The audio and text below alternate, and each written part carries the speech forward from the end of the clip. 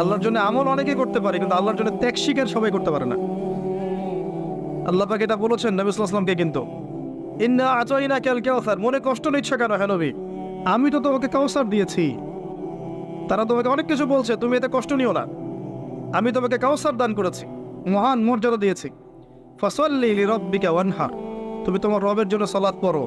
ওয়ানহার মানে শুধু কুরবানি করো না, স্যাক্রিফাইস করো, ত্যাগ স্বীকার করতে থাকো।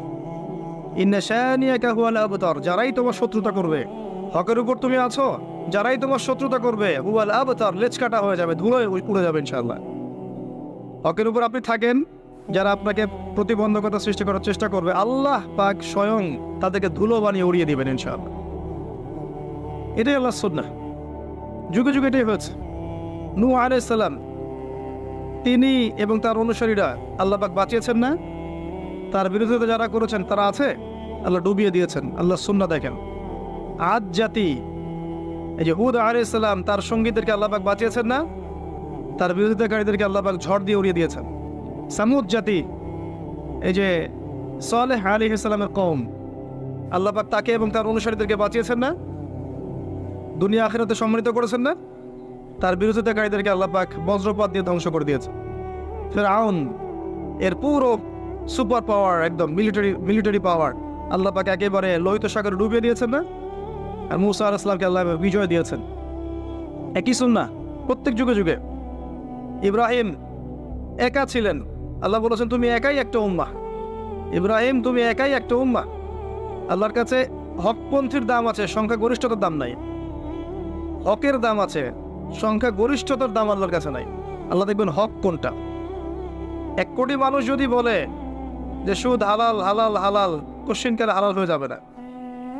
একটা মানুষ দাঁড়িয়ে যদি বলে সুদ হারাম, হারামই থাকবে। এটাই আল্লাহর সুন্নাহ, এটাই হক। ওয়াকুল হাক্কু মির রাব্বিকুম, হক তোমার রবের পক্ষ থেকে আসে। ফামান শাআ ফালইউমিন, যার ইচ্ছা হয় ঈমান আনুক, ওয়ামান শাআ ফালইয়াকফুর, যার ইচ্ছা হয় অস্বীকার করুক। ইন্না আ'তাদনা লিয-যালিমিনা নারান, আমি জালেমদের জন্য নার, আগুন প্রস্তুত করে রেখেছি। আহাতা বিহিম সুরাদিকুহা, একেবারে ঘিরে ধরবে আগুন ওদেরকে। ওয়া ইস্তাগীথু মান ইউগাথু কালমুহলি ইয়াশবিল ওয়ুজুহ, এমন পানি দেওয়া হবে ওদেরকে, পানি চাইলে ওই সময়, যে পানি ঢালা মাত্রই সব দেহ ঝলসে যাবে, মুক্ত। নাউযুবিল্লাহ। তো আল্লাহ পাক হকের মানদণ্ড দিয়েছেন, আল্লাহর পক্ষ থেকে যা আসে। একই সুন্নাহ, ইব্রাহিমের সুন্নাহ সেম। তাকে আল্লাহ পাক বিজয় দিয়েছেন, নমরুদকে ধ্বংস করেছে। আসেন, এই যে মুহাম্মদ সাল্লাল্লাহু আলাইহি ওয়াসাল্লামের যুগে আসেন, এই যে আবু লাহাব, আবু জাহেল, উতবা সাহেব আছে? কার অস্তিত্ব আছে? নাই। বদর কূপে লাশ পাওয়া গেছে, পাওয়া যায়নি। মুহাম্মদ সাল্লাল্লাহু আলাইহি ওয়াসাল্লাম এবং তার আদর্শ কিয়ামত পর্যন্ত টিকে থাকবে ইনশাআল্লাহ। এটাই রাসূলের সুন্নাহ, আল্লাহর সুন্নাহ, এগুলোই। অতএব আপনি হকের উপর থাকলে বিভিন্ন দিক থেকে বাধা পাবেন। এই সময়টাতে যদি আপনি সবর করতে পারেন, আল্লাহর পথে চলতে পারেন, ধৈর্য ধরতে পারেন, আল্লাহর জন্য সব সয়ে নিতে পারেন, ইনশাআল্লাহ দুনিয়াতে আল্লাহ সম্মানিত করবেন, পরকালে জান্নাতের টুকরা দান করবেন ইনশাআল্লাহ। আর পরকালের সাফল্যই চিরস্থায়ী। বাল তু'থিরুনাল হায়াতাদ দুনিয়া, তোমরা এই দুনিয়াকে প্রাধান্য দিয়ে থাকো। ওয়াল আখিরাতু খায়রু ওয়া আবকা, কিন্তু পরকাল চিরস্থায়ী এবং উত্তম। তো অ্যাজ এ ইয়াং স্পিকার আমি এটা বলছি যে তরুণরা যারা দিনের পথে আসবেন, প্রত্যেক ধাপে ধাপে আপনাকে প্রতিবন্ধকতা ফেস করতে হবে। জার্নিটা সহজ হবে না। পরিবার, সমাজ বাধা দিবে, ধর্মনেতারাও বাধা দিবে। যখন দেখবে আপনার মেহনতের ফলে ধর্ম ব্যবসায় ভাটা পড়ছে, তখন আপনাকে বাধা দিবে। দেখবেন যখন আপনার কিছু কিছু সত্য কথার ফলে আল্লাহ, এটা তো হাদিসে আল্লাহ জিবরাইল আলাইহিস সালামকে ডেকে বলেন যে আমার ওই বান্দাকে আমি ভালোবাসি, তুমিও তাকে ভালোবাসো। জিবরাইল আলাইহিস সালাম সমস্ত ফেরেশতাদেরকে বলেন আল্লাহ আমাকে বলেছেন, আল্লাহ ওই বান্দাকে ভালোবাসেন, আমি ওকে ভালোবাসি, তোমরাও তাকে ভালোবাসো। এরপর ফেরেশতারা দুনিয়াবাসীর উপর ঘোষণা করে যে আল্লাহ অমুক বান্দাকে ভালোবাসেন, জিবরাইল অমুক বান্দাকে ভালোবাসেন, আমরাও এই বান্দাকে ভালোবাসি, হে জমিনবাসী তোমরাও তাকে ভালোবাসো। তখন গিয়ে দেখবেন যে আল্লাহর পথের কোনো সৈনিক, কোনো আলেম, কোনো মুআল্লিম, কোনো মুজাহিদ, তার প্রতি আল্লাহর পক্ষ থেকে মানুষের মধ্যে একটা ভালোবাসা সৃষ্টি হয়ে যায়। এটা এমনি এমনি হয় না, এটা এমনি এমনি হয় না। এই উম্মার মধ্যে এমন অনেক মানুষ আছেন যাদের নাম এখন পর্যন্ত মানুষ শ্রদ্ধার সাথে স্মরণ করে, করে না? তারা কি মানুষকে টাকা দিয়ে ওয়াজ মাহফিলে নিয়ে আসছিল? আসে নাই। মহব্বত থেকে আসে নাই। তা আপনি যখন এভাবে খেদমত করতে থাকবেন, সবার তো সয়ে যাবে না। কিছু মানুষের গাত্রদাহ হবে, কিছু মানুষের হিংসা হবে, ঈর্ষা হবে, কিছু মানুষের ধর্ম ব্যবসায় ভাটা পড়বে, কিছু মানুষের পরশ্রী কাতরতা রোগে ভুগবে, কিছু মানুষ ইন্টেনশনালি আপনাকে ডাউন করার চেষ্টা করবে। এবং ইসলামের বিরোধী শক্তিরা এই মানুষগুলোকে কাজে লাগাবে। ইসলামের বিরোধী শক্তিরা এই মানুষগুলোকে হজ্জা বা দড়ি মনে করে কাজে লাগাবে। এটাই হচ্ছে সারা বিশ্বে চলে আসছে দীর্ঘদিন থেকে। এটাই এই পৃথিবীর সুন্নাহ। তবে যুবকদেরকে বলবো, হতাশ হবেন না, ভেঙে পড়বেন না, আল্লাহর পথে চলতে থাকবেন। আপনার জীবনের শেষ দিনটা যেন আল্লাহর পথে চলতে চলতেই শেষ হয়। ইন্নামাল আমালু বিল খাওয়াতিম। মানুষের নেক আমল শেষের উপর ডিপেন্ড করে, নিয়তের উপর ডিপেন্ড করে এবং শেষের উপর ডিপেন্ড করে। অতীতে কি হয়েছে ভুলে যান। মিউজিক করতেন, গার্লফ্রেন্ড ছিল, পর্ন দেখেছেন, জুয়া খেলেছেন, মাদকের সাথে সম্পৃক্ত ছিলেন, হারাম অ্যাফেয়ার্সে ছিলেন, কি করেছেন অতীতে, আজকে থেকে ভুলে যান। ফ্রম নাও অন, যখন থেকে আপনার কাছে হেদায়েতের বাণী আসবে তখন থেকে তওবা করে নেবেন। বলবেন আস্তাগফিরুল্লাহাল্লাযী লা ইলাহা ইল্লা হুয়াল হাইয়ুল কাইয়্যুম ওয়া আতুবু ইলাইহি। এটা বলে ওযু করবেন, 2 রাকাত সালাত পড়বেন, 2 চোখের পানি ফেলে দিয়ে আল্লাহর কাছে কান্নাকাটি করবেন, আল্লাহর কাছে চাইবেন, আল্লাহ আমাকে পুরো জীবন, আগামী পুরো জীবন দিনের উপর পাহাড়ের মতো অটল থাকার তৌফিক আমাকে দান করো এবং আমার দ্বারা তুমি এই উম্মার খেদমত কবুল করো। এরপরে আপনি ফিল করবেন যে আল্লাহ আপনার সাথে আছে আর কেউ আপনার সাথে নাই। ঠিক এরপর আপনি ফিল করবেন যে আল্লাহ আপনার সাথে আছে আর কেউ সাথে নাই। পরিবার ভুল বুঝতে পারে, গার্লফ্রেন্ড ছেড়ে চলে যাবে, আপনার চাকরি চলে যাইতে পারে, আপনার ব্যবসায় লস হতে পারে, আপনার এই সামাজিক প্রতিবন্ধকতা শিকার হতে পারেন। হ্যাঁ, আপনাকে বিভিন্ন মানুষ ভালো মন্দ বাজে বাজে টাইটেল দিতে পারে, জঙ্গি হয়ে গেছে, সন্ত্রাসী হয়ে গেছে ইত্যাদি বলতে পারে। এবং ধর্মনেতারাও বাধা দিতে পারে আপনাকে, কারণ শিরকের বিরুদ্ধে বলবেন, বেদাতের বিরুদ্ধে বলবেন, হারামের বিরুদ্ধে বলবেন। আপনি যখন এই সারা বিশ্বের যে প্রতারণা চলছে পশ্চিমাদের, এগুলোর বিরুদ্ধে বলবেন, অভ্যন্তরীণ বাহ্যিক সমস্যাগুলো তুলে ধরবেন, তখন চতুর্দিক থেকে আপনার উপর অক্টোপাসের মতো আঘাত আসবে। দেন ইউ উইল রিয়েলাইজ, তখন আপনি ফিল করবেন যে আপনি হকের উপর আছেন এবং আপনার সাথে কেউ নাই, আল্লাহ আছে। আর আল্লাহ যদি আপনার সাথে থাকেন, এই দুনিয়াতে ইজ্জত দেওয়ার মালিক আল্লাহ এবং পরকালে জান্নাত দেওয়ার মালিক কে? আল্লাহ। এটাই হচ্ছে মূল কথা আর কি। এই পথটা যারা সার্ভাইভ করতে পারবে, রাসূল সাল্লাল্লাহু আলাইহি ওয়াসাল্লাম 2টা সুসংবাদ দিয়েছে। একটা হচ্ছে যে একটা হাদিসে নবী সাল্লাল্লাহু আলাইহি ওয়াসাল্লাম বলেছেন যে 7 শ্রেণীর মানুষকে আল্লাহ রাব্বুল আলামিন কিয়ামতের মাঠে তার আরশের ছায়ায় ছায়া দিবেন। ওই দিন ওই ছায়া ছাড়া অন্য কোনো ছায়া থাকবে না। তার মধ্যে এক শ্রেণী হচ্ছে সেই যুবক যে তার নিজের যৌবনকালটাকে আল্লাহর পথে বিলিয়ে দিয়েছে। এই সুযোগটা কি দাড়ি পাকা মানুষদের আছে? এখন আপনাদের সামনে আছে। এই কথাটা শুনছেন আপনি, আপনার কান পর্যন্ত পৌঁছে গেল। এরপরে ডিসিশন ইজ ইয়ার্স। আপনার রাস্তা আপনি বেছে নেবেন। ওয়াহাদাইনাহুন নাজদাইন, আমি 2টা পথ দেখিয়েছি, ইম্মা শাকিরা ওয়া ইম্মা কাফুরা। ইচ্ছা হলে কৃতজ্ঞ হও, ইচ্ছা হলে অকৃতজ্ঞ হও। আল্লাহ আপনাকে ফোর্স করবেন না, লা ইকরাহা ফিদ্দিন। আল্লাহ পাক হাত ধরে আপনাকে নামাজি বানাবেন না। এখন আপনার সিদ্ধান্ত নিতে হবে যে আপনি কি করবেন। আল্লাহর জন্য বাঁচবেন না শয়তানের জন্য বাঁচবেন? যদি শয়তানের জন্য বাঁচেন, তাহলে আপনি দুনিয়াতে বাড়ি গাড়ি, টাকা পয়সা, জমি জমা, ব্যাংক ব্যালেন্স, স্ট্যাটাস সবই পাবেন ইনশাআল্লাহ।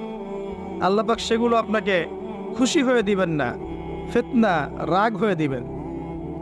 আর যদি আপনি আল্লাহর জন্য বাঁচেন, তখনও আপনি বাড়ি পাবেন, গাড়ি পাবেন, নেককার স্ত্রী পাবেন, প্রশান্তি পাবেন, হেদায়েত পাবেন, কোরআন পাবেন, নূর পাবেন, সব কি সম্মানও পাবেন।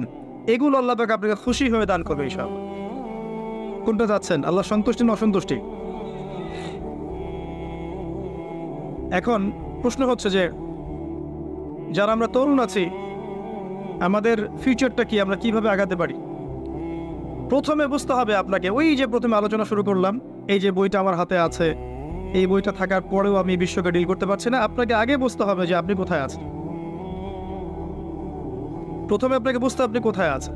1 নাম্বার, ধর্মতাত্ত্বিক দৃষ্টিকোণ থেকে দেখাচ্ছে আপনি এমন একটা জায়গায় আছেন যে মুসলিমদের মধ্যে শতদা বিভক্ত দল আছে, বিভিন্ন দল আপনাকে ফ্ল্যাগ নিয়ে ডাকছে, আমার কাছে আসো, জান্নাতে সার্টিফিকেট পাবা, এবং বলবে সবাই আমার ফর্ম পূরণ করো, এটা হক, জান্নাত আমার, তোমার লিজ লাগলে নিয়ে যাও। ভাবখানে এমন হবে। কেউ কেউ এমন বলবে যে আমরা চূড়ান্ত সহি, এর উপর কোনো সহি নাই। ওই সহির মধ্যেও দেখবেন আবার আরো 4-5টা দল। তখন আবার কি করবেন? সহি এ, সহি বি, সহি সি, সহি ডি, এরকম হবে। সবাই বলবে যে আমি হক। ওয়ালা তাকুনু মিনাল মুশরিকিন, মুশরিকদের অন্তর্ভুক্ত হয়েও না। আল্লাযীনা ফাররাকু দীনাহুম ওয়া কানু শিয়া, যারা তাদের দ্বীনকে ভেঙে টুকরা টুকরা করেছে। কুল্লু হিজবিন বিমা লাদাইহিম ফারিহুন, প্রত্যেক হিজব বা দল তাদের কাছে যা আছে এটা নিয়ে উৎফুল্ল থাকে। এই হচ্ছে বাস্তবতা। আল্লাহ পাক বলেছেন ওয়া'তাসিমু বিহাবলিল্লাহি জামিআন, একসাথে আল্লাহর রজ্জু শক্ত করে ধরে থাকো। ওয়ালা তাফাররাকু, বিভক্ত হয়ে যেও না। ওয়ালা তাফাররাকু, বিভক্ত হয়ে যেও না। বাল নাহনু ফাররাকনা, কিন্তু আমরা বিভক্ত হয়ে গেছি। আল্লাহ বলেছেন ওয়ালা তাফাররাকু, বিভক্ত হয়েও না, কিন্তু আমরা কি করেছি? বাল ফাররাকনা, আমরা বিভক্ত হবই। কি করবেন এখন? সহজ সলিউশন দিচ্ছি। যারা বিভক্ত তারা সবাই মুসলিম। এদের মধ্যে কিছু আছে স্পষ্ট শিরকি আকীদা আছে, স্পষ্ট কিছু বেদাতি আকীদা আছে। স্পষ্ট শিরক, স্পষ্ট বেদাত, স্পষ্ট কুফর ছেড়ে দেন, বাকিদের কথা চিন্তা করেন। এরা সবাই মুসলিম। এই প্রত্যেক মুসলিম কমিউনিটির ভালো জিনিসগুলো আপনি গ্রহণ করে নেন। প্রত্যেক মুসলিম কমিউনিটির ভালোটুকু আপনি নিয়ে নেন, খোলা মনে নেন। মৌমাছির মতো হন, জ্ঞান অর্জন করতে গিয়ে মৌমাছির মতো হন। ওই শুধু মাছির মতো হবেন না যে শুধু নোংরার মধ্যেই বসে, না। মৌমাছি যেখানে মধু সেখানে যাবে, তাই না? আপনিও সবার ভালোটুকু নেবেন, খারাপটুকু ছেড়ে দিবেন। সহজ না জিনিসটা? এবং সবাইকে ভাই মনে করবেন। ইসলাম বৈচিত্র্যময়, একই বিষয়ে একাধিক মাসআলা থাকতে পারে। আপনি একটা ফলো করলে বাকিদেরকে শ্রদ্ধা করতে শিখুন। ঠিক আছে, ওরও হয়তো দলিল আছে, আমার দলিলটা আমার কাছে বেশি স্ট্রং মনে হয়, আমি এটা পালন করছি। এর মানে এই না যে আমি সঠিক, ওই বাতিল, এমন মনে করবেন না। পুরো উম্মাহকে একটা দেহ ভাবতে শেখো। শুধু আমাদের দেশের মুসলিমদের কথা বলছি না, যদি ইয়েমেনের কোনো মুসলিম বাচ্চাকে বোম মেরে হত্যা করা হয় আপনার মন যেন কাঁদে। যদি মিয়ানমারের কোনো মুসলিমকে মেরে হত্যা করা হয় আপনার মনটা যেন কাঁদে। অ্যাটলিস্ট প্যালেস্টাইনে যদি হত্যা করা হয় আপনার মনটা যেন কাঁদে। Iraq, Iran, Lebanon, Jordan, Syria, যে আফগানিস্তান, পাকিস্তান, সমস্ত জায়গায় মুসলিমদের কিন্তু হত্যা করা হয় অমুসলিমদের কর্তৃক। আপনার মনটা যেন কাঁদে যে আমাদের উপর জুলুম হচ্ছে। যদি মন না কাঁদে বুঝবেন মন মরে গেছে, নাই মন, কলব নাই, ডেড, প্যারালাইজড। প্যারালাইজড রোগী দেখেছেন? প্যারালাইজড রোগীর একটা অঙ্গ প্যারালাইসিস হয়ে গেছে। ওখানে আঘাত করলে কি ব্যথা পায়? কারণ আমাদের পুরো বডি প্যারালাইসিস হয়ে গেছে। এক জায়গায় আঘাত করলে আরেক জায়গায় আর ব্যথা লাগে না। তো নবীজি বলেছিলেন সাল্লাল্লাহু আলাইহি ওয়াসাল্লাম, এই উম্মাহ একটা দেহের মতো, যার একটা অংশে আঘাত পেলে অন্য অংশ কি হয়? ব্যথা অনুভব করে। এখন সেটা আমরা করি? খুব কম মানুষই করে। বরং খুশি হয়, বরং মিষ্টি বিতরণ করে, বরং মনে করে না ঠিকই হয়েছে, ওর সাথে হওয়া উচিত ছিল, এরকম মনে করে। তারা বুঝতে পারে না যে যা হয়েছে তাদের সাথে সেটা কাল তার সাথেও হবে। এটা সে বুঝতে পারে না, কারণ তার দৃষ্টি অন্ধ। তার বাহ্যিক চোখ আছে, ভেতরে কোনো চোখ নাই। ভেতরের চোখ দিয়ে দেখলে বুঝতে পারতো আজ যা আমার সাথে হয়েছে কাল আপনার সাথে হতে পারে। তাই এত অহমিকায় প্রফুল্ল হবেন না, অন্যের কষ্ট দেখে খুশি হবেন না। কারণ যারা ইসলামের প্রকাশ্য শত্রু তারা কখনোই আপনাকে ওই মাযহাবি বা সংগঠন বা দল তরিকার এই মানদণ্ডে বিচার করবে না, ভৌগোলিকতা, জাতীয়তাবাদের মানদণ্ডে বিচার করবে না। তারা দেখবে আপনি লা ইলাহা ইল্লাল্লাহ কালিমা পড়েন কিনা, দ্যাটস অল। এটাই হচ্ছে সারা ওয়ার্ল্ডে, এটা আপনার বর্তমান অবস্থা। এরপরে আরো দেখেন, আপনার অবস্থাকে বুঝেন। আপনার যত মিডিয়া আছে দেখবেন, সমস্ত মিডিয়ার ম্যাক্সিমাম 99% দেখবেন আজকে অন্যদের হাতে, পশ্চিমাদের হাতে। এবং যখন তাদের হাতে, তখন দেখবেন আপনি দিনকে রাত বানানো সম্ভব, রাতকে দিন বানানো সম্ভব। সত্য মিথ্যা হয়ে যাবে, মিথ্যা সত্য হয়ে যাবে। পৃথিবীর সবচেয়ে জালেম তাকে উপস্থাপন করা হবে এবং নোবেল প্রাইজ দেওয়া হবে। যে সভ্যতা বিগত 100 বছরে পৃথিবীতে প্রায় কয়েক কোটি মানুষ হত্যা করেছে, এদেরকে বলা হবে মানবতা প্রেমী। আর যখনই দেখবেন অল্প কিছু মুসলিম, এই প্যালেস্টাইনের কথাই বলছে, অল্প কিছু মুসলিম ইহুদের আগ্রাসন চালাচ্ছে, এদের হাতে কিছুই নাই। এরা সামান্য কিছু নিয়ে প্রতিহত করার চেষ্টা করছে, ওরা বলবে যে এরা হচ্ছে মৌলবাদী, সন্ত্রাসী। এই বিষয়গুলো খেয়াল রাখবেন। কোথায় আছেন আপনি? যখন এই বিষয়গুলো তাদের হাতে, তখন আপনি দিনকে রাত বানাতে পারেন, রাতকে দিন বানাতে পারেন। ন্যায় অন্যায় হয়ে যাবে, অন্যায় ন্যায় হয়ে যাবে, আপনি কিছু করতে পারবেন না। কারণ আমাদের মুসলিমদের স্বতন্ত্র আসলে খুব একটা মিডিয়া নাই যেখানে সত্য বিষয়গুলো প্রচার করতে পারবে।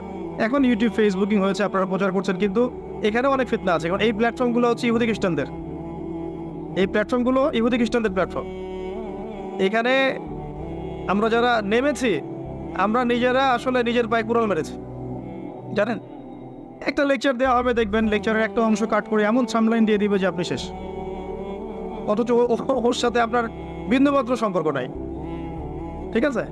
আর এই কাজগুলো ইন্টেনশনালি অনেকে করতে পারে, খুব সহজ। এখানে মানুষকে বিতর্কিত করা খুব সহজ। ইমাম আবু হানিফা রাহিমাহুল্লাহকে যদি এখন বসাই দিতে পারতেন এবং এরকম 10টা 20টা 50টা মাহফিল করাতে পারতেন, ইউটিউবে ছড়াতেন, দেখতেন যারা বিতর্কিত করতে চাইবে তার কথা ধরেও বিতর্কিত করতে পারবে না।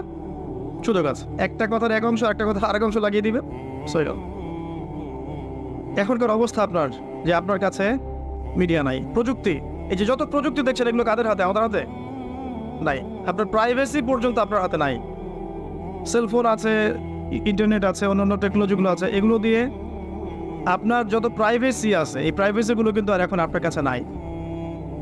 সব কিছুই মনিটর করা সম্ভব।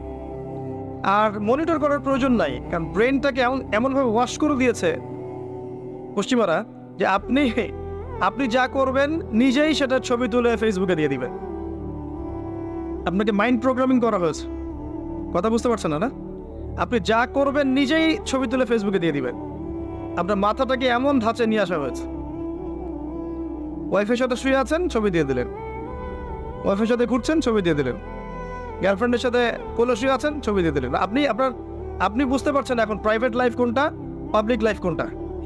এই কমন সেন্সটা হারিয়ে ফেলেছেন এই অনলাইন ইউজ করতে করতে। এটা আপনার মাথাটাকে প্রোগ্রামিং করা হয়েছে, হিপনোটাইজের মতো প্রোগ্রামিং করা হয়েছে। মনিটর করতে হবে না, আপনি নিজেই বলে দিবেন কি করছেন না করছেন, কোথায় যাচ্ছেন। আজকে এই যে কফি খাইলাম, দেখবেন আপনি লিখছেন আজকে কাপড় ধুইলাম, ফেসবুক খুলে দেখবেন আজকে আমি অমুকের সাথে বসে চা খাইছি, রাস্তায় যাচ্ছিলাম 10 টাকা দান করার সুযোগ পেয়েছি, দিয়ে দিয়েছে ছবি। সব নিজেই বলে দেবে কি করছে সারাদিন। মানে এটা কি মানে প্রাইভেট লাইফটাকে পাবলিক করে দেওয়া হলো না? আমরা এই সেন্সটা হারিয়ে ফেলেছি। প্রযুক্তি আমাদের হাতে নাই। আপনি যদি দেখেন এডুকেশন সিস্টেম, এই সিস্টেমটাও এর মধ্যে অনেক সমস্যা আছে। কীরকম? আপনি জেনারেল লাইনে পড়লে আপনি এদিকে পড়তে থাকবেন 10 বছর 20 বছর 30 বছর, দেখবেন যে আপনি ইসলামের বেসিক অনেক জিনিস শিখতে পারেন নাই, তাই না? এমনকি দেখবেন আপনি হয়তো বিশুদ্ধ করে কোরআন তেলাওয়াত করা, 100টা হাদিস মুখস্থ করা, কোনটা ফরজ কোনটা ওয়াজিব সুন্নত মুস্তাহাব, অনেক বিষয় আপনি বুঝতে পারবেন না, পড়াশোনা করার সুযোগ পান নাই। এমন নয় সিলেবাসের মধ্যে নাই, সিলেবাসের মধ্যে আছে, কিন্তু আপনি পড়ার তৌফিক পাচ্ছেন না। ধর্ম বই আছে না স্কুলে, কলেজে আছে না, কিন্তু আপনি দেখবেন পড়ছেন না, আপনি অন্যদিকে বেশি ফোকাস করছেন, তাই না? মাদ্রাসায় যান, এখানে আপনি পড়ছেন মাশাআল্লাহ, দাওরা ফারেক করছেন, কিন্তু দেখবেন বাস্তবিক অর্থে আপনি ইংরেজিতে পিছিয়ে থাকছেন, সায়েন্সে পিছিয়ে থাকছেন, আইসিটিতে পিছিয়ে থাকছেন, ইকোনমিক্স বুঝছেন না, ফিলোসফি পলিটিক্যাল সায়েন্স বুঝতে পারছেন না।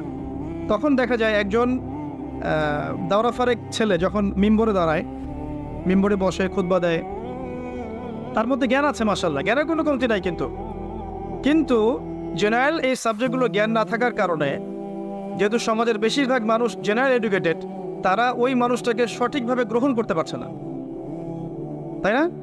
কিন্তু সে যদি জেনারেল সাবজেক্টগুলো পড়তো, তাহলে এই মিম্বর থেকে সে এমন কথা বলতে পারতো যে ইনশাআল্লাহ ওই যে বললাম কোরআন হাতে নিয়ে সে বিশ্বকে চ্যালেঞ্জ করতে পারতো। এটা হচ্ছে না। সিলেবাসের পরিবর্তন দরকার ছিল, হয়ে ওঠে নাই। জানি না এগুলো বলেই বা কি লাভ, আগামী তো হবে কিনা কখনো। তবে আমার আশা এবং ইচ্ছা যে আমরা যেটা পাই নাই বা এখনো পাচ্ছি না, আমাদের পরবর্তী প্রজন্ম, আমাদের এই ছেলেমেয়েরা যারা বিয়ে শাদী করেছেন, বাচ্চা কাচ্চা হয়েছে, এদেরকে এই সিলেবাস দেওয়ার চেষ্টা করেন। দেখবেন ইনশাআল্লাহ ওরা কোরআন সুন্নাহকে হাতে নিয়ে বিশ্বকে চ্যালেঞ্জ করতে পারবে ইনশাআল্লাহ। আরও প্রবলেম আছে। এবার মনে করেন জেনারেল লাইনের মানুষেরা হেদায়েত পেয়ে ইসলামের দিকে এসেছে, মনে করেন এখন এই ছেলে কি করবে, কি পড়াশোনা করবে, কোন বই পড়বে, কি সিলেবাসে পড়বে, কোনো ঠিক নাই। সে বিক্ষিপ্ত, একবার এখানে যাচ্ছে, একবার ওখানে যাচ্ছে, একবার ওখানে যাচ্ছে, ইউটিউবে লেকচার শুনে, একটা হাদিস পড়ে, এলোমেলো পড়াশোনা করছে, তার পড়াশোনা কিন্তু কনস্ট্রাকটিভ না। এখন আমাকে উত্তর দেন, যারা আলেম ওলামা আছেন উত্তর দেন, এই হিউজ জেনারেল লাইনে যারা পড়া মানুষ হেদায়েত প্রাপ্ত হয়ে ইসলামের দিকে এসেছে, আবেগ আছে, তওবা করেছে, আল্লাহর পথে চলার চেষ্টা করছে, এদেরকে এডুকেটেড করার জন্য কি পদক্ষেপ গ্রহণ করেছে বলেন? এদেরকে কি আলেম বানানো যাবে না? সম্ভব না? ওদের মাথায় কিচ্ছু নাই? কোনো কোনো ক্ষেত্রে তো ওরা অনেক কিছু আপনাদের চেয়ে ভালো বোঝে। হ্যাঁ, জিও পলিটিক্স ওরা ভালো বোঝে, ইকোনমিক্স ওরা ভালো বোঝে, ইংরেজি ওরা ভালো বোঝে, আইসিটি ওরা ভালো বোঝে। এখন এদেরকে কি করবেন? এরা কি সমাজের আবর্জনা হয়ে থাকবে? কয়টা প্রতিষ্ঠান আছে যেখানে এই বিশাল সংখ্যক জেনারেল মানুষদেরকে নিয়ে 5 বছর, 6 বছর, 10 বছর, আচ্ছা 10 বছর গেলাম না, 2 বছর, 3 বছর, 4 বছর, 5 বছর এরকম মেয়াদি কোর্স লঞ্চ করা যেত না, যার মধ্য দিয়ে তারা মৌলানা হয়ে বের হতো? সম্ভব ছিল না? কয়টা মাদ্রাসা এটা আছে? ইনিশিয়াল পদক্ষেপগুলো নিচ্ছেন না, কিন্তু সমালোচনা করার সময় ঠিকই করছেন। ওই ছেলেটা কিভাবে দিন শিখবে যদি আপনি সহযোগিতা না করেন, এরকম প্রতিষ্ঠান না গড়ে তোলেন, কোর্স লঞ্চ না করেন, এরকম মাওলানা কোর্সগুলো লঞ্চ না করেন? তাহলে ও কি আলেম হওয়ার অধিকার রাখে না? নাকি কোরআন সুন্নাহ শুধু আলেমদের জন্য, জেনারেলদের জন্য নয়? কি এই সমস্যাগুলো তুলে ধরাটা কি আমার অপরাধ? আল্লাহ বোঝার তৌফিক দান করে। এখন এই জেনারেল মানুষটা কি হবে জানেন? যেহেতু আপনি কনস্ট্রাকটিভ কোনো ডাইরেকশন দিচ্ছেন না, এই জন্য যারা উগ্রবাদী দর্শনে বিশ্বাস করে, জেনারেল একটা ভাইকে ডাকবে, জিহাদের 4-5টা আয়াত শোনাবে, এর মাথাটাকে ওয়াশ করে দিয়ে দিবে। বুঝতে পারছেন কথা?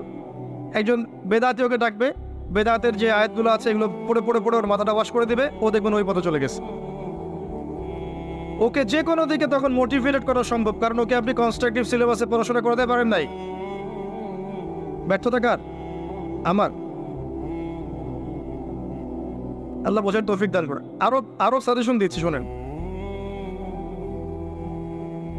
এই যে মাহফিল নিয়ে এত সমস্যা অনেকের, সবার না, একটা সিলেবাস করে দেন রাষ্ট্র থেকে, যেখানে প্রত্যেকটা বিষয় থাকবে। এই যে বিসিএস যেমন আছে, বিসিএস অনেকগুলো বিষয় আছে না, এই সিলেবাসে কোরআন, হাদিস, অ্যারাবিক ল্যাঙ্গুয়েজ, আরবি সাহিত্য, আপনার ফিক, উসুল ফিক, আপনার যে ইসলামের ইতিহাস, ইসলামী অর্থনীতি সব ঢুকায় দেন, দিয়ে একটা সিলেবাস করে দেন, দিয়ে বিসিএস এর মতো একটা পরীক্ষার আয়োজন করেন, যেই পরীক্ষায় জেনারেল এবং মাদ্রাসা উভয় ব্যাকগ্রাউন্ডের স্টুডেন্টরা অংশ নিতে পারবে, সবার জন্য উন্মুক্ত।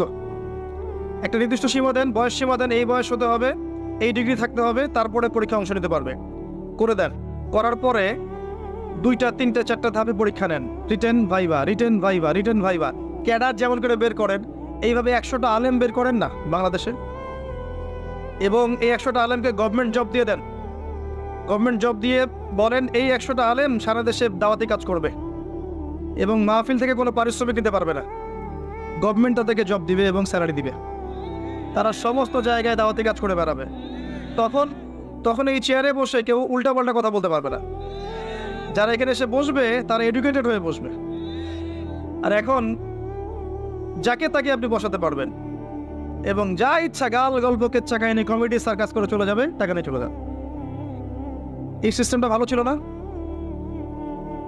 আমার সাথে যত উচ্চ পদস্থ কর্মকর্তার কথা হয়েছে, এই কথাটাকে তারা খুব অ্যাপ্রিসিয়েট করেছিলেন, যেটা আসলে খুব সুন্দর একটা কথা বলেছে। কিন্তু বাংলাদেশের মানুষের সেন্টিমেন্ট এমন যে এটা এখন লঞ্চ করা সম্ভব না।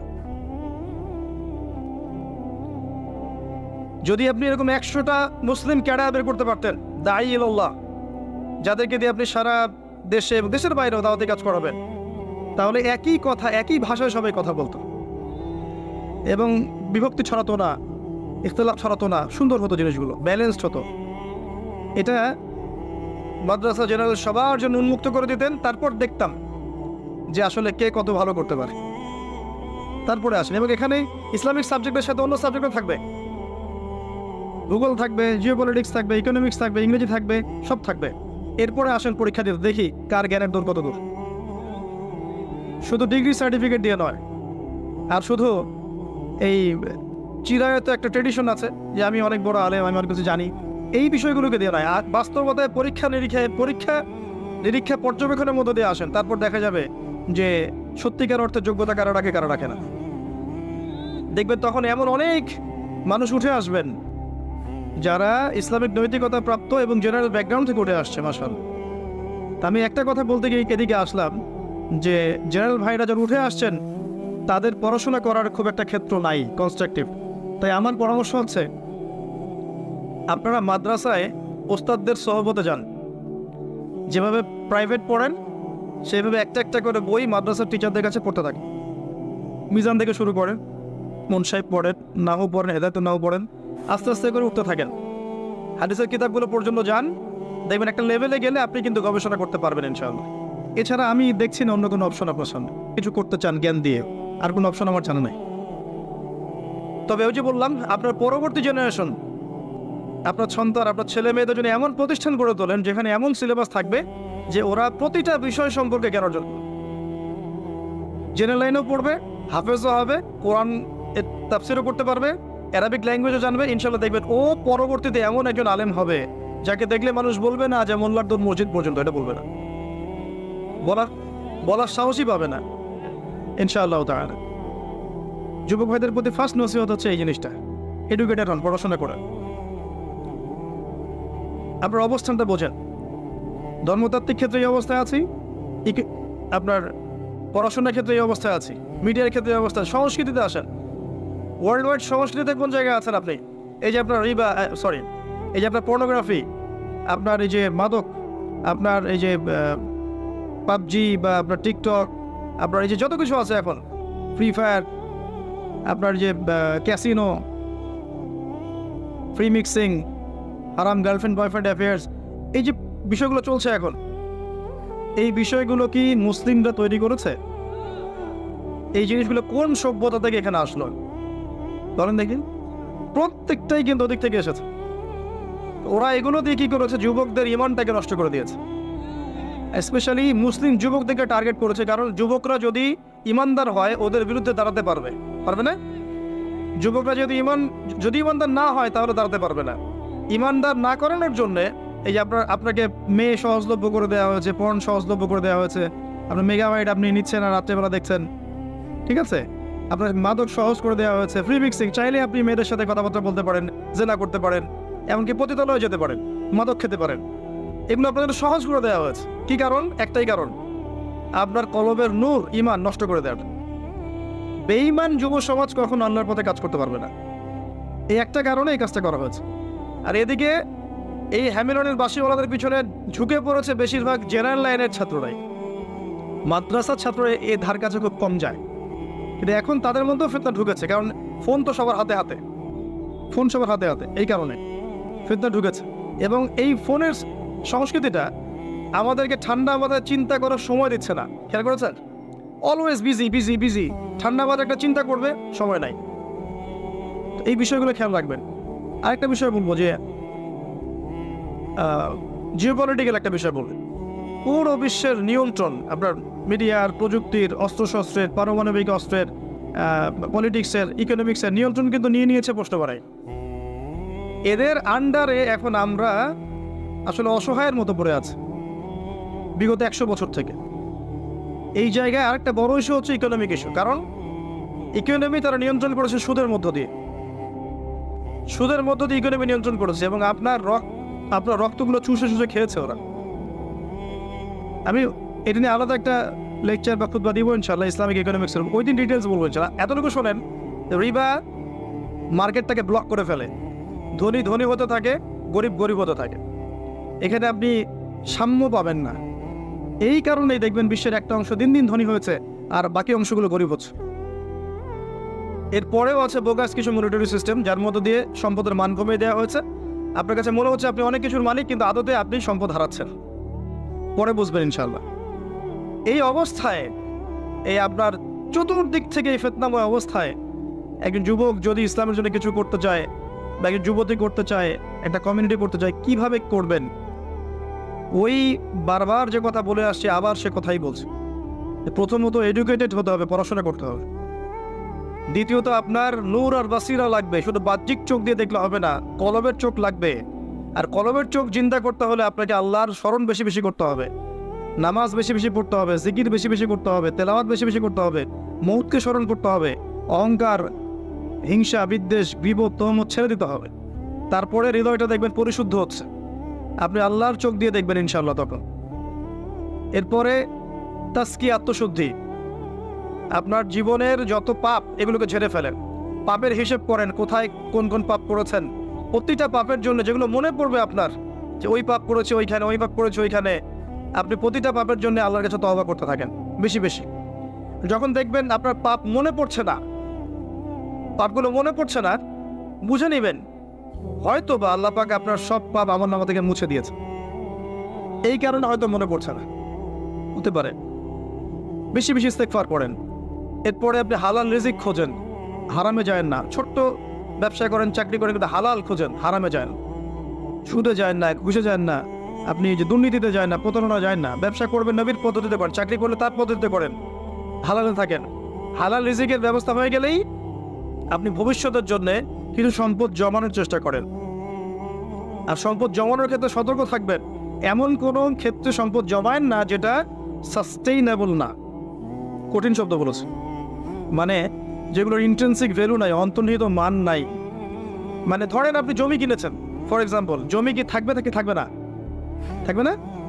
জমির দাম কি বাড়বে না কমবে?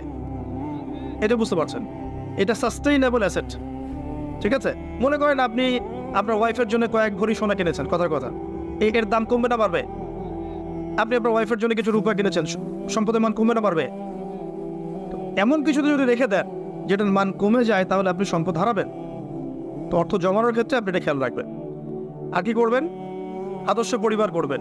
বারবার বলে একটা নেককার মেয়েকে আল্লাহর কাছে চেয়ে নেন, সেজদায় পড়ে। আদর্শ পরিবার গড়েন, বাচ্চা কাচ্চা এদেরকে ইসলামিক তরিকতে মানুষ করেন, পরিবারে তাওহীদ রাখেন, সুন্নত রাখেন, হালাল রিজিক রাখেন, বেদাত শিরক এগুলো দূর করে দেন। পরিবারের মধ্যে আপনি তালিম করেন, চর্চা করেন, কোরআন হাদিস পড়েন, ইসলামিক সংস্কৃতি রাখেন, পরিবারকে সময় দেন, আপনার ওয়াইফকে সময় দেন, বাচ্চাকে সময় দেন, এবং তাদেরকে আপনার আদর্শে গড়ে তোলেন ইনশাআল্লাহ। যখন দেখবেন এই ছোট্ট পরিবারটা, এই যে কয়দিন আমরা দুনিয়াতে আছি, এই পরিবারটা আপনার কাছে মনে হবে জান্নাতের টুকরা। কারণ দুনিয়া তো শান্তির জায়গা নয়, শান্তির জায়গা। কিন্তু দেখবেন পরিবার যদি আদর্শ হয়, মনে হবে যে হ্যাঁ আপনি শান্তিতে আছেন দুনিয়াতে। আর পরিবার যদি ভেজাল হয়, ওই যে জিন্স পরা আর গেঞ্জি পরা মেয়ে বিয়ে করেন, তাহলে আপনার দুনিয়া জাহান্নাম হয়ে যাবে, নাউজুবিল্লাহ। তো এই জায়গায় কাজ করেন। আরেকটা বিষয় বলে শেষ করছি, যে আপনাদেরকে আল্লাহ পাক প্রতিভা দিয়েছেন সবাইকে কিছু না কিছু। এই প্রতিভাগুলোকে আপনি আল্লাহর পথে কাজে লাগান। আপনি হয়তো বলতে পারেন বা লিখতে পারেন, বা আপনি এক অর্থ আছে, আপনি মসজিদ করতে পারবেন, মাদ্রাসা করতে পারবেন, আপনি এতিমদের প্রজেক্ট করতে পারেন, বিধবাদেরকে নিয়ে কাজ করতে পারেন। মানে যেখানেই উম্মার কল্যাণ আছে, বই ছাপানো হোক, প্রকাশনা সংস্থা হোক, অনলাইনে হোক, অফলাইনে হোক, যাতে দিনের একটু উপকার হবে, দিনটা একটু এগিয়ে যাবে, ওই দিকে আপনি আপনার সময়, শ্রম, মেধা এগুলোকে ব্যয় করেন। এই পরিপূর্ণ দিন বাদ দিয়ে অন্য দিন যদি কেউ তালাশ করে, কবুল করা হবে কিনা, একটা বড় প্রশ্ন কিনা? উত্তর আল্লাহ পাক দিচ্ছে সূরা আলে ইমরানে গিয়ে 85 নম্বর আয়াতে। আল্লাহ পাক বলছেন, ওয়া মান ইয়াবতাগি গায়রাল ইসলামি দীনান ফালা ইউকবালা মিন। কেউ যদি ইসলাম নামক এই পরিপূর্ণ জীবন ব্যবস্থাকে বাদ দিয়ে অন্য কোনো দিন তালাশ করে, অন্য কোনো কোড অফ লাইফ তালাশ করে, ফালা ইউকবালা মিন, তার কাছ থেকে কোনো ফরজ নফল কোনো আমলই কবুল করা হবে, কবুল করা হবে। আচ্ছা, তারপরে আল্লাহ পাক বলছেন, ইন্না দীনা ইনদাল্লাহিল ইসলাম, এই সূরা 19 নম্বর আয়াতে। আমার কাছে আল্লাহ পাক বলছেন, নিশ্চয় আল্লাহর কাছে একমাত্র গ্রহণযোগ্য দিনের নাম কি? ইসলাম। ইসলাম একমাত্র দিন, সেটা আবার পরিপূর্ণ। এটা বাদ দিয়ে অন্য কোনো দিন তালাশ করলে কবুল হবে না। Concept clear? এবার সামনে যাই। পরিপূর্ণ মানে কি? পরিপূর্ণ অর্থটাকে এটাও তো বুঝতে হবে। পরিপূর্ণ মানে, শর্ট করে বলি, আমাদের জীবনে 5টা থেকে 6টা ডিপার্টমেন্ট থাকে, একটু বোঝেন। একটা ডিপার্টমেন্ট হচ্ছে আমাদের ইবাদত বন্দেগীর ডিপার্টমেন্ট, মানে আমরা এখানে নামাজ পড়ি, রোজা রাখি, হজ জাকাত এগুলো করি, আমরা তাসবিহ তাহলিল জিকির আজগার এগুলো করি, ইবাদত বন্দেগী করি, আল্লাহর জিকির, তাসবিহ তাহলিল, দান সাদাকা, নামাজ রোজা, হজ জাকাত ইত্যাদি। এগুলো হচ্ছে আমাদের ইবাদত বন্দেগীর ডিপার্টমেন্ট, 1 নাম্বার। 2 নাম্বার, আমাদের পারিবারিক ডিপার্টমেন্ট আছে, আমরা পরিবার চালাই, বিয়ে শাদী করি, হ্যাঁ, স্ত্রী সন্তান লালন পালন ভরণ পোষণ দেয় ইত্যাদি, এই পরিবারের মধ্যে দিনের আমরা চর্চা করি, এটা পারিবারিক ডিপার্টমেন্ট। 3 নম্বর হচ্ছে সোশ্যাল, আমরা সামাজিক জীব, সমাজে আমরা একে অপরের সাথে মেলামেশা করি, সামাজিক বিষয়গুলো ডিল করি, এটা আমাদের সামাজিক জীবন। 4 নম্বর আমাদের পলিটিক্যাল লাইফ আছে। মানুষ কিন্তু খলিফা, আল্লাহ পাকের কি খলিফা, আল্লাহ পাকের জমিনে সে খলিফার দায়িত্ব পালন করবে। যদি আল্লাহর বিধান অনুযায়ী করে তাহলে আল্লাহর খলিফা, যদি শয়তানের বিধান অনুযায়ী করে তাহলে শয়তানের খলিফা। কথা ক্লিয়ার? যদি আল্লাহ পাকের বিধান অনুযায়ী করে তাহলে আল্লাহর খলিফা, যদি শয়তানের বিধান অনুযায়ী করে তাহলে শয়তানের খলিফা। তখন খলিফার কনসেপ্ট থাকবে। তো পলিটিক্যাল লাইফে ইসলামিক কিছু হেদায়েত আছে, এটা আমাদের পলিটিক্যাল লাইফ। 5 নম্বর হচ্ছে আমাদের কালচারাল লাইফ, আমরা সাংস্কৃতিক জীবন আছে আমাদের। সংস্কৃতির ক্ষেত্রে আমরা বিভিন্ন ক্ষেত্রে বিভিন্ন কাজ করি, আমাদের কৃষ্টি কালচার সংস্কৃতি আছে। তো আপনাকে আমি বুঝালাম যে আমাদের জীবনের ডিপার্টমেন্ট কয়টা ভাই? মোটামুটিভাবে 6টা। 1 নম্বর ইবাদত বন্দেগীর জীবন। ইবাদত বন্দেগীর জীবনে কোরআন এবং সুন্নায় 100% হেদায়েত আছে কি নাই? কথা বলেন এবার, আছে কি নাই? আচ্ছা। 2 নম্বর আমাদের পারিবারিক জীবনের হেদায়েতগুলো কোরআন সুন্নায় আছে কি নাই? আছে না নাই? আচ্ছা, খেয়াল করবেন কোনটা নাই। 3 নম্বর আমাদের সোশ্যাল জীবন, সামাজিক জীবনের হেদায়েত কোরআন সুন্নায় আছে না নাই? 4 নম্বর আমাদের পলিটিক্যাল হেদায়েতগুলো কোরআন সুন্নায় পাওয়া যায় কি যায় না? 5 নম্বর আমাদের কালচারাল জীবনের হেদায়েত পাওয়া যায় কি যায় না? 6 নম্বর আমাদের ইকোনমিক জীবন, ইকোনমিক লাইফ, অর্থনৈতিক জীবনের হেদায়েত কোরআন এবং সুন্নাহ দিয়েছে কি দেয় নাই? তাহলে জীবনের প্রতিটা ক্ষেত্রের হেদায়েত কোরআন এবং সুন্নায় আছে না নাই? এখন প্রশ্ন হচ্ছে আপনি মানবেন কি মানবেন না। এখন প্রশ্ন হচ্ছে আপনি মানবেন কি মানবেন না। যদি মানেন দুনিয়াতে সফল, পরকালে জান্নাত। যদি না মানেন দুনিয়াতে পার পেয়ে যেতে পারেন, পরকালে জাহান্নাম। কথা পরিষ্কার? যদি মানেন দুনিয়াতে সফল, পরকালেও জান্নাত ইনশাআল্লাহ তাআলা। যদি না মানেন দুনিয়ায় পার পেয়ে যেতে পারেন, পরকালে পার পাওয়া যাবে না। পরকাল দূরের কথা, কবরেও পার পাওয়া যাবে না। কবরে আল্লাহ রাব্বুল আলামিন প্রশ্ন করবেন, ফেরেশতাদেরকে দ্বারা প্রশ্ন করাবেন। কি প্রথমটা? মান রব্বুক, তোমার রবকে। দুনিয়াতে কেউ যদি আল্লাহর সাথে শিরক করে থাকে, সে কখনোই মান রব্বুক উত্তর দিতে পারবে না। দ্বিতীয় প্রশ্ন করা হবে মা দীনুক, এই দিন ইসলামকে যদি পরিপূর্ণরূপে কেউ গ্রহণ না করে, বিশ্বাস পোষণ না করে এবং আমলের চেষ্টা না করে, সে মা দীনুক উত্তর দিতে পারবে না। প্রশ্ন করা হবে মান হাযার রাজুল বুইসা ফীকুম, এই ব্যক্তিকে যাকে তোমাদের কাছে পাঠানো হয়েছে, সে যদি পৃথিবীতে দুনিয়ার জীবনে রাসূল সাল্লাল্লাহু আলাইহি ওয়াসাল্লামের সুন্নাহর উপর জীবন না করে বা গড়ার চেষ্টা না করে, সে উত্তর দিতে পারবে না যে তিনি হচ্ছেন মুহাম্মদ রাসূলুল্লাহ সাল্লাল্লাহু আলাইহি ওয়াসাল্লাম। তাহলে আমরা শিখতে পারলাম এই পর্যন্ত যে ইসলাম একটা পরিপূর্ণ জীবন ব্যবস্থা। পরিপূর্ণ মানে জীবনের প্রতিটা ডিপার্টমেন্টের হেদায়েত আছে। আর জীবনকে আমরা 6টা ভাগে ভাগ করলাম, দেখলাম যে কুরআন সুন্নাহয় হ্যাঁ প্রত্যেকটা বিষয়ের হেদায়েত আছে। আপনি ব্যক্তি জীবনের হেদায়েত চান, এই যে আয়াত, ইয়া আইয়ুহাল্লাযীনা আমানুত্তাকুল্লাহ হাক্কা তুকাতিহি ওয়া লা তামুতুন্না ইল্লা ওয়া আনতুম মুসলিমুন। ব্যক্তি জীবনে পরিপূর্ণ মুসলিম না হয়ে মৃত্যুবরণ করো না। পাওয়া গেল ব্যক্তি জীবনের হেদায়েত। আপনি সালাতের হেদায়েত চান, আল্লাহ পাক বলছেন আকিমিস সালাহ ওয়া আতুজ যাকাত, সালাত কায়েম করো, যাকাত দাও। আপনি অর্থনৈতিক হেদায়েত পেলেন, সালাতের হেদায়েতও পেলেন। কুরআন তেলাওয়াতের হেদায়েত চান, সেটাও আছে। ওয়াতলু মা উহিয়া ইলাইকা মির রাব্বিক, আছে কি নাই? আছে। আপনি এখন চাচ্ছেন যে পারিবারিক হেদায়েত চাচ্ছি আমি, সূরা তাহরিম খোলেন, 6 নম্বর আয়াত পড়ে দেখেন, আল্লাহ পাক বলছেন কু আনফুসাকুম ওয়া আহলিকুম নারা, নিজে জাহান্নামের আগুন থেকে বাঁচো, পরিবারবর্গকে বাঁচাও। আপনি চাচ্ছেন যে আপনি অর্থনৈতিক হেদায়েত চাচ্ছেন, আল্লাহ পাক বলছেন দেখুন ফাআহাল্লাহুল বাইআ ওয়া হাররামার রিবা, আল্লাহ ব্যবসা হালাল করেছেন, সুদকে হারাম করেছেন। কোন ডিপার্টমেন্ট চান? সবকিছু এখানে আছে। দিন প্রতিষ্ঠা করতে চান, আল্লাহ পাক সূরা সাফে বলছেন হুয়াল্লাযী আরসালা রাসূলাহু বিল হুদা ওয়া দীনিল হক লিইয়ুযহিরাহু আলা দীনি কুল্লি। দিন কায়েম করতে চান, আল্লাহ পাক বলছেন, কি বলছেন? ইন তানসুরুল্লাহ ইয়ানসুরুকুম ওয়া ইউসাব্বিত আকদামাকুম। আপনি দায়িত্ব অবহেলা করেছেন, আল্লাহ পাক বলছেন ওয়া ইন তাতাওয়াল্লাউ ইস্তাবদিল কওমান গায়রাকুম। উম্মার ঐক্য চান, আল্লাহ বলছেন ওয়া আতাসিমু বিহাবলিল্লাহি জামিআও ওয়া লা তাফাররাকু। একটা মানে আহলুস সুন্নাহ ওয়াল জামাআহ বা একটা নির্ভেজাল একটা দল চান দাওয়াতের জন্য, আল্লাহ বলছেন ওয়াল তাকুম মিনকুম উম্মাহ ইয়াদউনা ইলাল খায়র ওয়া ইয়া'মুরুনা বিল মা'রুফ ওয়া ইয়ানহাউনা আনিল মুনকার।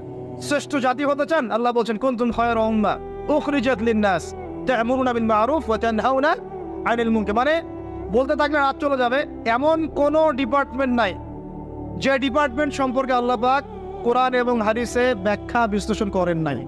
আল্লাহ পাক সূরা কাহফের 54 নম্বর আয়াতে বলছেন যে ওয়ালাকাদ সাররাফনা ফি হাযাল কুরআন লিন-নাস মিন কুল্লি মাসাল, আমি মানব জাতির জন্য প্রতিটা বিষয় এই কোরআনে ব্যাখ্যা করেছি। এখন প্রশ্ন হচ্ছে আমি মানব কি মানব না? এখানে আপনার স্বতন্ত্র স্বাধীন ইচ্ছা শক্তি আছে। আল্লাহ পাক বলছেন লা ইকরাহা ফিদ-দীন, দিনে কোনো বাড়াবাড়ি নাই। ক্বাদ তাবায়্যানা রুশদু মিনাল গায়, এই যে স্পষ্ট হয়ে গেছে যেটা দীপ্তমান হেদায়েত এবং যেটা অন্ধকার, মানে যেটা আপনার ভ্রষ্টতা আর যেটা হেদায়েত স্পষ্ট হয়ে গেছে। আপনি চাইলে মানতে পারেন। ওই যে সূরা কাহফে আছে ওয়াকুলিল হাক্কু মির রাব্বিকুম, আয়াত নাম্বার 29, ফামান শাআ ফালইউমিন, যার ইচ্ছা হয় ঈমান নিয়ে আসো, ওয়া মান শাআ ফালইয়াকফুর, যার ইচ্ছা হয় অস্বীকার করো। ইন্না আ'তাদনা লিয-যালিমিনা নারান, আমি জালেমদের জন্য আগুন প্রস্তুত করেছি। ব্যাস এতটুকু। আল্লাহ বলছেন এই দুনিয়াটা কেন? আল্লাহ পাক বলছেন লিয়াবলুয়াকুম আইয়ুকুম আহসানু আমালা, আমি দেখতে চাই তোমাদের মধ্যে আমলে কে শ্রেষ্ঠ। মানে কোন ডিপার্টমেন্টটা, যে কোনো ডিপার্টমেন্টের হেদায়েত কোরআন শুনে পাওয়া যাবে। এখন আমার প্রশ্ন হচ্ছে আপনি আমি মানবো কি না? আল্লাহ উত্তর দিচ্ছেন লা ইকরাহা ফিদ-দীন, দিনে কোনো বাড়াবাড়ি নাই। তুমি চাইলে মানো, না চাইলে মেনো না। আল্লাহ পাক আপনাকে ঘাড় ধরে একদম মসজিদে ঢোকাবেন না। ঢোকাবেন? আল্লাহ পাক আপনাকে ফোর্সফুলি যাকাত দেওয়াবেন না। আল্লাহ পাক আপনাকে ধরে বেঁধে একদম রমজানের রোজা রাখবেন না। আল্লাহ পাক আপনাকে দিন কায়েমের জন্য দাওয়াত এবং জিহাদের মেহনত জোর করে করাবেন না। কিছুই আল্লাহ পাক জোর করবেন। আল্লাহ পাক শুধু স্পষ্ট করে দিয়েছেন কোনটা সত্য কোনটা মিথ্যা। এখন এইটাই পরীক্ষা আমাদের এই দুনিয়ায়। দুনিয়াটা হচ্ছে কি কারাগার না? আদ-দুনিয়া সিজনুল লিল মুমিন ওয়াল জান্নাতু লিল কাফির, কাফেরদের জন্য দুনিয়া জান্নাত, মুমিনদের জন্য কি এটা কারাগার। এই কারাগার বা জেলখানার জীবনের সময় আবার অনির্ধারিত, কেউ জানে না কতদিনে কে বাঁচবে, কতদিনে কে মরবে। এই সময় অনির্ধারিত। কারাগারের জীবন হেদায়েত স্পষ্ট, মানবা কি মানবা না, ইচ্ছার স্বাধীনতা আল্লাহ পাক দিয়েছেন। কথা ঠিক না ঠিক? এবার আমাদের উপর এখন আল্লাহ পাক ছেড়ে দিলেন, নবীর মাধ্যমে জানিয়েও দিলেন। আর এই নবী প্রথম নবী নন, প্রত্যেক যুগে যুগে আল্লাহ পাক নবী রাসূল পাঠিয়েছেন। এমন কোন সম্প্রদায় নাই যেখানে আল্লাহ পাক নবী পাঠান নাই। না আল্লাহ পাক তার উপরে আঙ্গুল তোলার কোনো রকম সুযোগ রাখেন নাই, রেখেছেন? কেউ বলতে পারবে না যে আমি জানি নাই, আমি মেসেজ পাই নাই, আমাদের নবী আসে নাই, আমাদের কাছে আসমানি কিতাব আসে নাই। কেউ বলতে পারবে না। পারবে? পারবে না। এখন আমাদের চয়েস।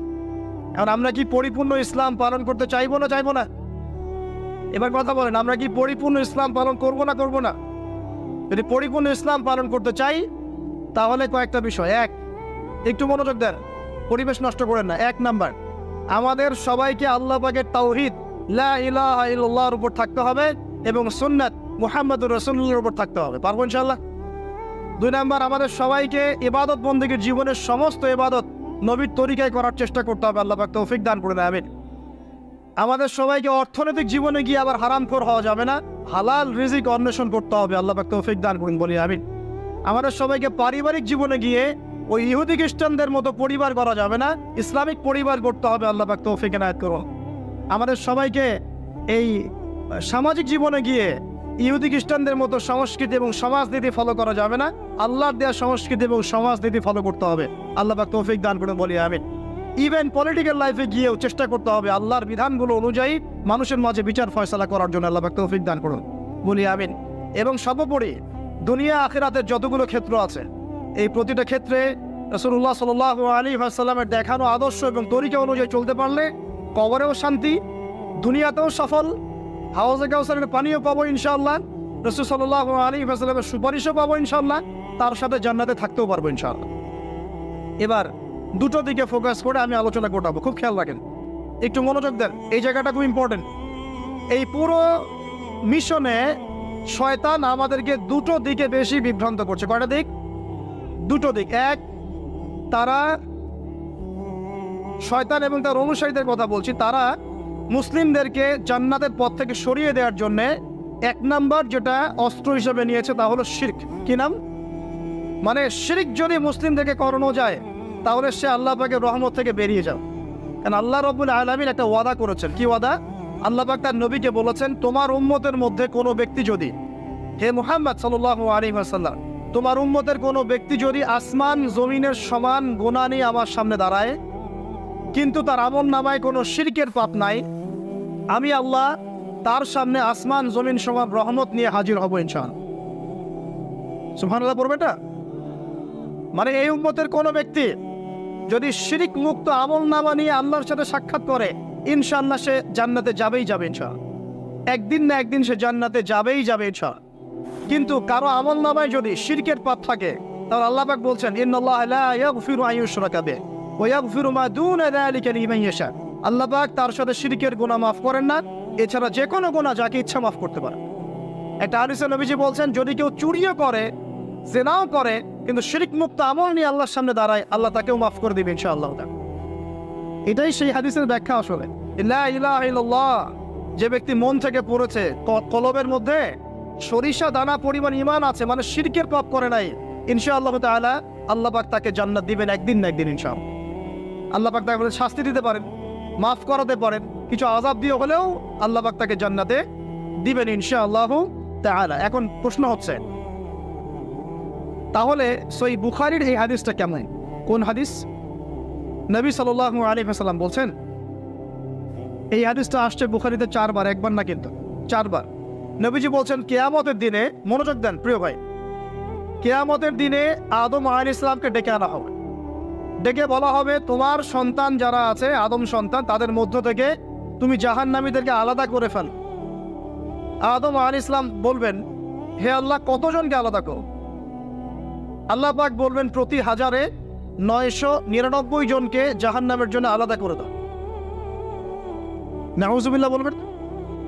প্রতি 1000-এ 999 জনকে জাহান্নামের জন্য আলাদা করে দাও। সহিহ বুখারীতে 4 বার আসে, একবার না, 4 বার। এবার সাহাবীরা কিন্তু একটু বিচলিত হয়ে পড়লেন।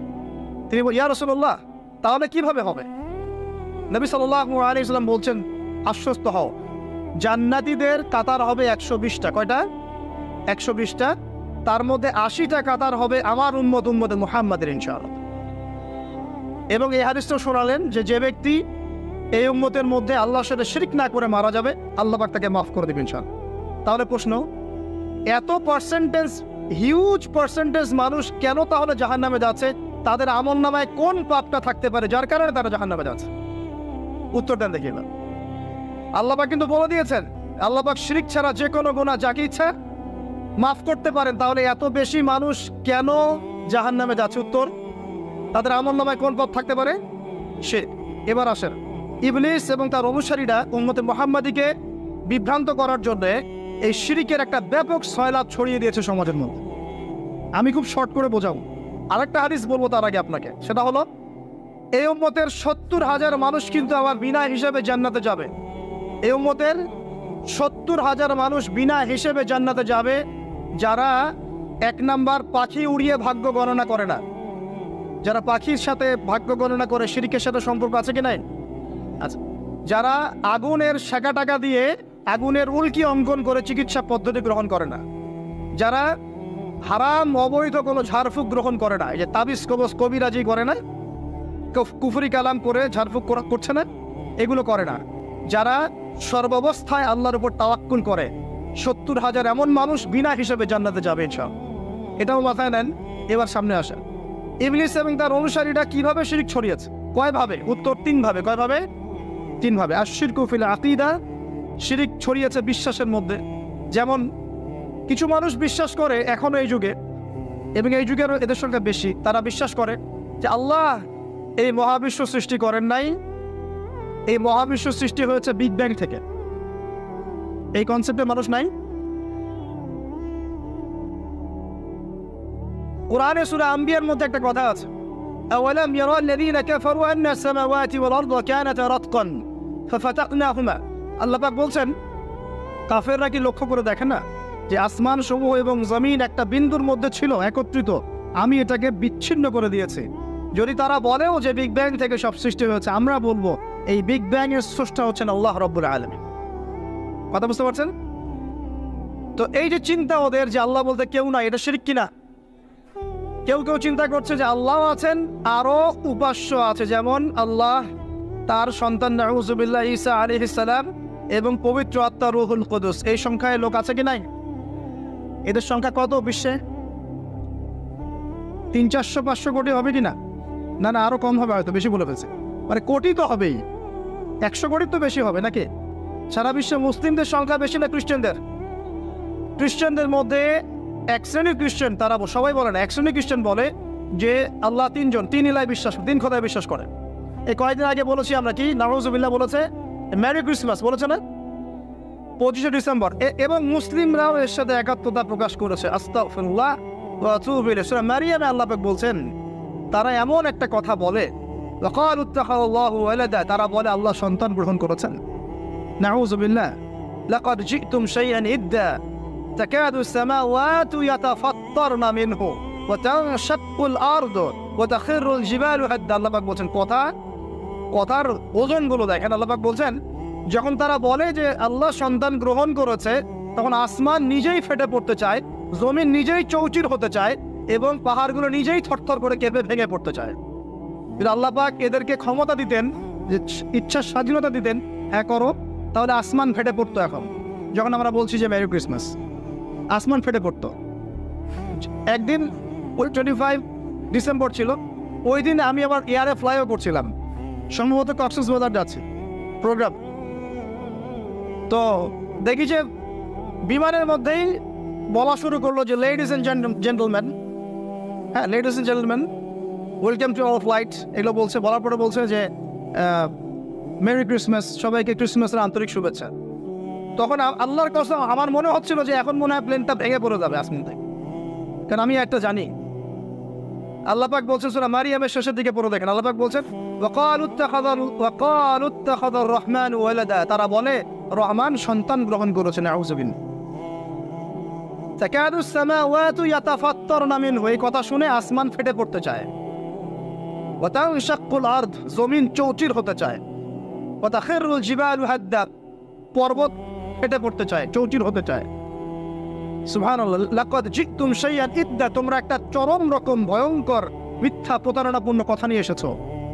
যখন বলছে কেউ মেরি ক্রিসমাস, তার মানে সে স্বীকার করছে যে 25শে ডিসেম্বরে আল্লাহ পাক ঈসা আলাইহিস সালামকে জন্ম দিয়েছেন। আউযুবিল্লাহ। তাই কি না? বুঝতে পারেন না কথা? আর আমরা নামাজে বলছি লাম ইয়ালিদ ওয়া লাম ইউলাদ কুল হুয়াল্লাহু আহাদ আল্লাহুস সামাদ। লাম ইয়ালিদ, তিনি কাউকে জন্ম দেন নাই, ওয়া লাম ইউলাদ, তাকেও কেউ জন্ম দেয়নি, ওয়া লাম ইয়াকুল লাহু কুফুয়ান আহাদ। একবার এই সূরা পড়লে কোরআনের 3 ভাগের 1 ভাগ পড়ার নেকি হয়ে যায়। 3 বার পড়লে 1 খতম কোরআনের নেকি হয়ে যায়। এমনি এমনি হয় না, কারণ কোরআনের 3 ভাগের 1 ভাগ হচ্ছে আল্লাহর তাওহীদ। কোরআনের 3 ভাগের 1 ভাগ কি? আল্লাহর তাওহীদ। এই যে 3 ভাগের 1 ভাগ। আর 1 ভাগ হচ্ছে হুকুম আহকাম, কি করবে কি করবে না। আর 1 ভাগ হচ্ছে হিস্ট্রি, ইতিহাস, কি হয়েছে এই পর্যন্ত বিশ্বে। কোরআন 3 ভাগে ভাগ করতে পারবেন আপনি। প্রিয় ভাইরা, এটা শিরক কিনা, এবং কোটি কোটি মানুষ কি এই শিরকে বিশ্বাস করে কিনা? এখন ওই সমাজে গিয়ে যদি আপনি বলেন সামাজিকতার খাতিরে মেনে নিচ্ছি যে এটা শিরক, তারপরে আমি আপোষ করলাম, চলবে? এখন কিছু মানুষ সামাজিকতার দোহাই দেয়। সামাজিকতা কোন সমাজে? যে সমাজ আমাকে শিরক শেখায় ওই সমাজ, যে সমাজ আমাকে হারাম খাওয়া শেখায় সেই সমাজ, যে সমাজে মানুষ বেদাতি আমল করে সেই সমাজ। কোন সমাজের পূজা করবেন? কোন সমাজের ইত্তেবা করবেন? যেই সমাজ নবী সাল্লাল্লাহু আলাইহি ওয়াসাল্লামের আদলে করা সমাজ, সেই সমাজের আমরা তাবেদারি করবো ইনশাআল্লাহ। আর যেই সমাজ জাহিলিয়াতের আদলে গড়া, সেই সমাজের তাবেদারি করতে হবে। আল্লাহ পাক বোঝার তৌফিক দান করে। তো এই যে কিছু মানুষ এখানে শিরক করছে, তারপর কিছু মানুষ কি বলছে যে গ্রহ নক্ষত্র চন্দ্র সূর্যের উপাসনা করা যায়, করছে না মানুষ? কিছু মানুষ কবর পূজা করছে কিনা? করছে কিনা? কিছু মানুষ মাজারের পূজা করছে কিনা? কিছু মানুষ মৃত ব্যক্তির কাছে এই নজর মানত করে কিনা? কিছু মানুষ মৃত ব্যক্তির কাছে এই যে কুরবানি জবাই করে কিনা? কিছু মানুষ এই যে জাদুবিদ্যার চর্চা করছে কিনা? তারপর ওই যে ভাগ্য গণনা করছে কিনা রাশিফল দেখে? কিছু মানুষ টিয়া পাখির মাধ্যমে ভাগ্য গণনা করছে কিনা? প্রত্যেকটা রন্ধ্রে রন্ধ্রে শিরক। প্রথম শিরক হচ্ছে আকীদার, বিশ্বাসের। আল্লাহ ছাড়া কেউ সন্তান দিতে পারে বিশ্বাস করলে শিরক। আল্লাহ ছাড়া কেউ আমাকে পরকালে বাঁচাবে বিশ্বাস করলেই শিরক। আল্লাহ ছাড়া কেউ আমাকে ভালো করতে পারে বিশ্বাস করলে শিরক। খারাপ করতে পারে বিশ্বাস করলে শিরক। আল্লাহ ছাড়া কেউ অপকার করতে পারে বিশ্বাস করলে শিরক। আল্লাহ থেকে সব হয়, এই কনসেপ্টের বাইরে গেলেই শিরক হয়ে যাবে। সবকিছু কার থেকে হয়? তো এই যে লা ইলাহা ইল্লাল্লাহ একটা আকীদার বিষয়, প্রথমে আকীদার মধ্যে শিরক ঢুকেছে। একটা শিরক ঢুকেছে আমলের মধ্যে, আশ-শিরকু ফিল আমাল, আমলগুলোর মধ্যে। কিরকম? এই যে আল্লাহ বাদ দিয়ে অন্য কাউকে সেজদা করা, আল্লাহ বাদ দিয়ে অন্য কারোর জন্য নজর মানত করা, আল্লাহ বাদ দিয়ে অন্য কারোর জন্য এই যে আপনি কুরবানি করছেন, হ্যাঁ আল্লাহ ছাড়া অন্য কারোর কাছে দোয়া করছেন, সবই শিরক। এই যে আপনি হাতের মধ্যে একটা বালা পরে আছে, বালাটা খুলতে বললে খোলেন না, কেন খোলেন না? আপনার ধারণা এটা খুলে ফেললে আপনার ক্ষতি হবে, রোগ আর ভালো হবে না। এই যে আকিদা, শিরকি আকিদা, শিরকি আকিদা, টাটকা শিরকি আকিদাটা যদি মনে করেন যে এটা খুললে, এই যে আংটি একটা পরেছেন মনে করেন, এই নিয়াতে পরে থাকেন যে এই আংটি পরার পরে আমার রোগ ভালো হবে, টাটকা শিরকাটা। এমনি যদি পড়েন সৌন্দর্য বর্ধনের জন্য পড়েছি, কোনো সমস্যা নেই, ইন্নামাল আমালু বিন্নিয়াত। কিন্তু যদি এই নিয়াতে পড়েন এই আংটিটা পরলে আমার রোগটা ভালো হবে, খুললে আর রোগ ভালো হবে না, ব্যাস শিরক হয়ে গেছে। তারপরে বিয়ে হচ্ছে না, তাবিজ করতেছে, তাবিজ করলে বিয়ে হবে, শিরক হয়ে গেল। আবার একজন একজনকে ভালোবাসে, অবৈধ ভালোবাসা, বৈধটা না অবৈধটা। এখন তার আবার বিয়ে ঠিক হয়েছে এক জায়গায়, এই বিয়ে সে ভাঙাবে, কবিরাজের কাছে গিয়ে বিয়ে ভাঙানি করতেছে, চালাচালি করতেছে, নকশা আঁকতেছে, করে না? স্বামী স্ত্রীর কথা শোনে না, স্ত্রী চলে গেছে কবিরাজের কাছে, গিয়ে বলছে আমার স্বামী আমার কথা শোনে না, তাবিজ করবো, তাবিজ দেন। স্বামী ঘুমায়, বালিশের নিচে দেখে তাবিজ। আছেন এরকম কুফরি কালা? সবই সে। কেউ জাদুবিদ্যার চর্চা করতেছে মানুষ এখন, এবং বিশ্বাস করেন আমি একটা নিউজ দিই আপনাদেরকে, এখন বিশ্বের একটা অংশের মানুষ সত্যি সত্যি ব্ল্যাক ম্যাজিক বা কালো জাদু করে। ব্ল্যাক ম্যাজিক বা কালো জাদুর চর্চা হচ্ছে, আবার নতুন করে বিশ্বে কালো জাদুর চর্চা হচ্ছে, এবং এর সাথে কিন্তু জিউসরা সম্পৃক্ত আছে। কারা সম্পৃক্ত? ওই যে যারা প্যালেস্টাইন কেড়ে নিয়েছে ওরাও সম্পৃক্ত আছে। তো খেয়াল রাখতে হবে এগুলো থেকে বাঁচার জন্য কি করুন? বাঁচার জন্য প্রতিদিন 5 ওয়াক্ত নামাজ, পবিত্র অবস্থায় থাকার চেষ্টা করা, সকাল সন্ধ্যার মাসনুন দোয়া কালামগুলো পড়বেন হিসনুল মুসলিম বই থেকে, আর এই যে আপনার কোরআন তেলাওয়াত, ডেইলি একটু করে কোরআন তেলাওয়াত করলে ইনশাল্লাহ এই ধরনের চোখ লাগা, বদনজর, জাদুটোনা সবকিছু পরাজিত হয়ে যাবে ইনশাআল্লাহ তাআলা।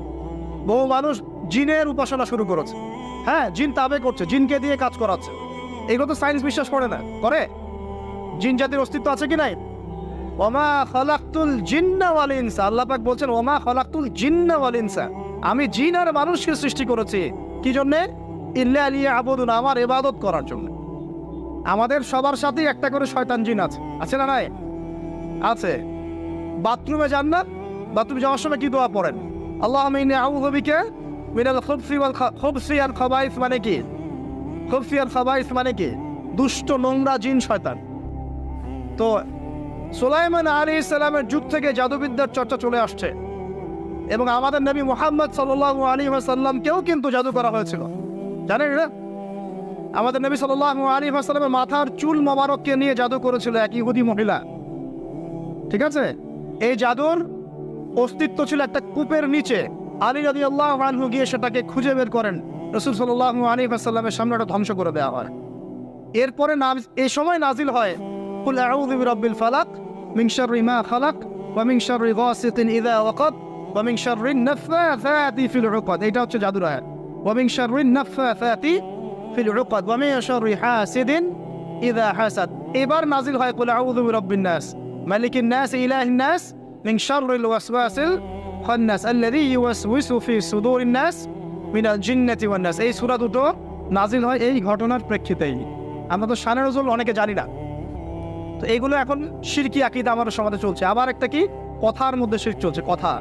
আমরা বলছি আমরাই সমস্ত ক্ষমতার অধিকারী, বলছে কি না? এরকম কথা শোনা যায় না? আর তাবারাকাল্লাযী বিয়াদিহিল মুলক মানে কি? বরকতময় সেই সত্তা যার হাতে সমস্ত ক্ষমতা, রাজত্ব। তাবারাকাল্লাযী বিয়াদিহিল মুলক, তিনি বরকতময় সত্তা যার হাতে সমস্ত ক্ষমতা। আমরা বলি লা হাওলা ওয়ালা কুওয়াতা ইল্লা বিল্লাহ, কোনো শক্তি সামর্থ্য নাই কে ছাড়া?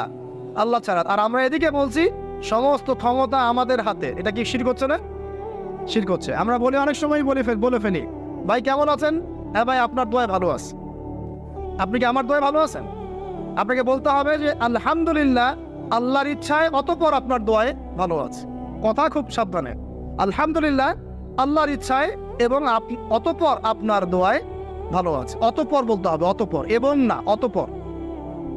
বলছে মা কেমন আছে? ভালো আছে, ডাক্তার ভালো ছিল, না হলে মাকে বাঁচানো যেত না, ব্যাস শিরক হয়ে গেল। বলছে নৌকাটা ডুবে যাচ্ছিল, মাঝি ভালো ছিল, না হলে নৌকা ডুবে যাইত। ড্রাইভারটা ভালো ছিল, না হলে রাস্তায় নির্ঘাত অ্যাক্সিডেন্ট হইতো। এইটা কথা আমরা চলতে ফিরতে শিরক করতেছি। এই যে মেয়ে ছেলেরা বল তোমাকে ছাড়া বাঁচবো না, বাঁচিয়েন না, বেঁচে থাকে কি হবে আপনার? যদি একটা মেয়ের জন্য জীবন দিয়ে দেন, তাহলে আল্লাহর জমিনে আপনি আল্লাহর জন্য কি করবেন?